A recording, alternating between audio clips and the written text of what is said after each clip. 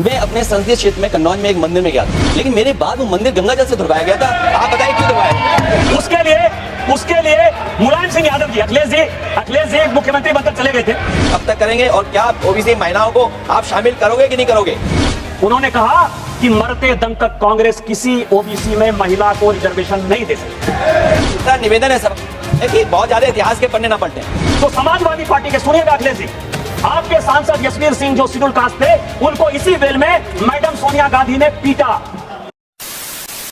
पिछले 2 दिन से अध्यक्ष महोदय इस पार्लियामेंट में खुल के जाओ लगातार बैठकर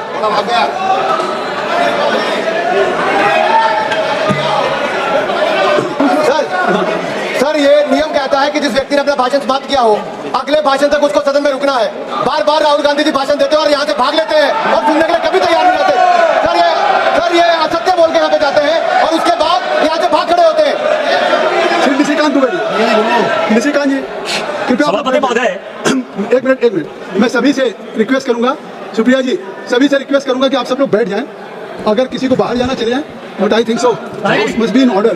तो just I request to everybody, please kindly just occupy your seat, kindly take your seat, खड़े मत रहिए। धन्यवाद। सभापति महोदय, पिछले 2 दिन से लगातार हमारी पूरी पार्टी माननीय प्रधानमंत्री जी के नेतृत्व में माताओं को अधिकार देने के लिए, बहनों को अधिकार देने के लिए, दलित, शोषित, वंचित, पिछड़ों को अधिकार देने के लिए 33% रिजर्वेशन के लिए चिंतित है।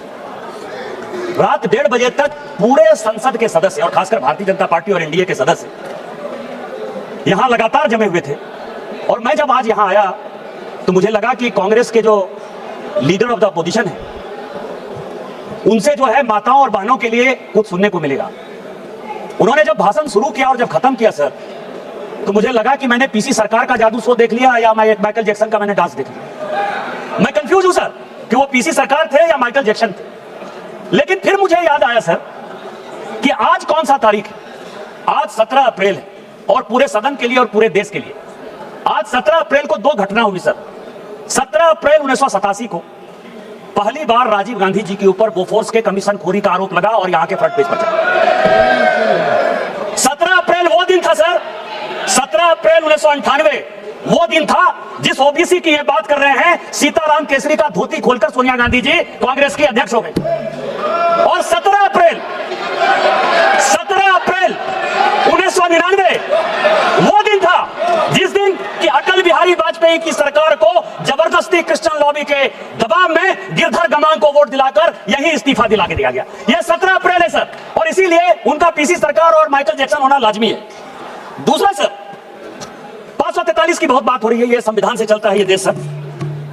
सबसे पहले मैं कास्ट सेंसस पर आ जाऊं। आजकल रोज कह रहे हैं सर कि कौन दलित है, कौन पिछड़ा है, कौन आदिवासी है। सर इस देश में सबसे यदि मजबूत कोई बिजनेसमैन है जिसकी की बहुत इज्जत है तो वो टाटा परिवार है। और राहुल गांधी जी को यही नहीं पता कि टाटा माइनॉरिटी है। वेदांता के मालिक अनिल अग्रवाल जी ओबीसी हैं। सुजलान के मालिक तुलसी ताती शेड्यूल कास्ट है। और मैं आपको बता दूं सर कि बहुत बड़ा ग्रुप है माइकल सेन, उसका जो सीईओ है वो अरुण उरांव आदिवासी, जिसको जो अपॉर्चुनिटी मिली इस अपॉर्चुनिटी में काम किया। लेकिन आपने क्या किया? कॉन्स्टिट्यूएंट असेंबली में आपने भी बात की है, ओबीसी रिजर्वेशन की बात हो रही है ना, reservation with in reservation, OBC को संवैधानिक अधिकार हमारे प्रधानमंत्री ने दिया। आप मांग रहे हो, आपका डिमांड किया है। सारे अपोजिशन के लोगों ने, अखिलेश यादव जी से लेकर सारे लोगों ने कहा कि ओबीसी महिलाओं को रिजर्वेशन चाहिए।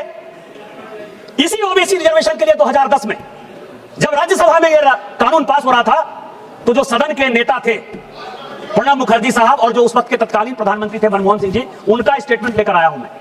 उन्होंने कहा कि मरते दम तक कांग्रेस किसी ओबीसी में महिला को रिजर्वेशन नहीं दे सकती। इसी शेड्यूल कास्ट, शेड्यूल ट्राइब के प्रमोशन के रिजर्वेशन के लिए जब इसी लोकसभा में कानून आया, तो समाजवादी पार्टी के, सुनिएगा अखिलेश जी, आपके सांसद यशवीर सिंह जो शेड्यूल कास्ट थे, उनको इसी वेल में मैडम सोनिया गांधी ने पीटा। आप आदिवासी की बात करते हो, शेड्यूल कास्ट की बात करते हो, किस तरह की बात कर रहे हो? और 2011 में जब जातिगत जनगणना के आधार पर, ठीक है बोलिए अखिलेश जी।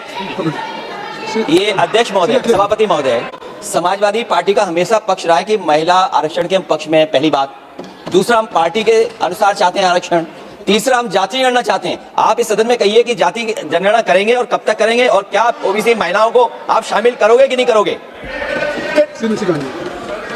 सभापति महोदय, अभी तो भाषण चल रहा है, आपको क्लैरिफिकेशन मांगना है होम मिनिस्टर साहब का, जो प्रॉपर रिप्लाई होगा तो आ जाएंगे। अभी भाषण होने दीजिए। सभापति महोदय, मेरा निवेदन है कि बहुत ज्यादा इतिहास के पन्ने ना पलटें। तो वो बता रहे हैं जो आपके सांसद के साथ हुआ। हम जिस भूल गए थे, आप याद तो दिलाना पड़ेगा। हम जिस संस्कार को मानने वाले लोग हैं वो एक मंत्र पढ़ते हैं, ओम सहना भवतु सहना भुनक्तु सह वीर्यं करवावहै तेजस्विनः मधीतमस्तु मा विद्विषावहै। हमारे लिए schedule caste, schedule tribe, OBC, forward, backward सब बराबर है। हम उसके सबके कल्याण के लिए काम करते हैं।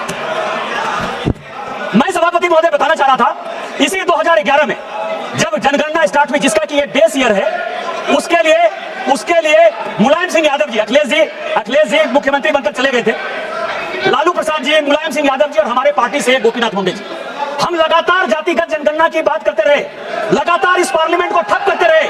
और उसमें सोनिया गांधी जी का बयान है, प्रणब मुखर्जी जी का बयान है, मनमोहन सिंह जी का बयान है, चिदम्बरम जी का बयान है। ये 4 बयान लेकर मैं आया हूं और उन चारों ने कहा कि ये जातिगत जनगणना की। अच्छा, एक मिनट अखिलेश जी क्या कह रहे हैं? ये जो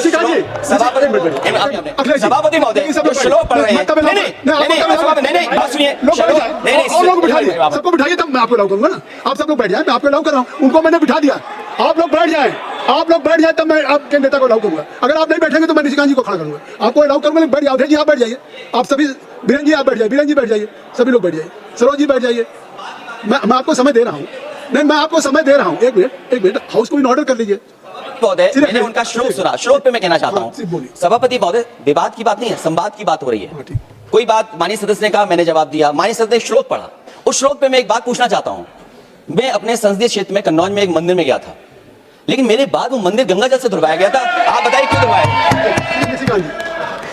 जिसने भी गंगा जल से धुलवाया उसने गलत काम किया और वो सभी अपराधी हैं और उनके ऊपर अपराध की सजा चलनी चाहिए, कानून के हिसाब से उनका न्याय होना चाहिए। खत्म, bye bye, tata, goodbye, गया।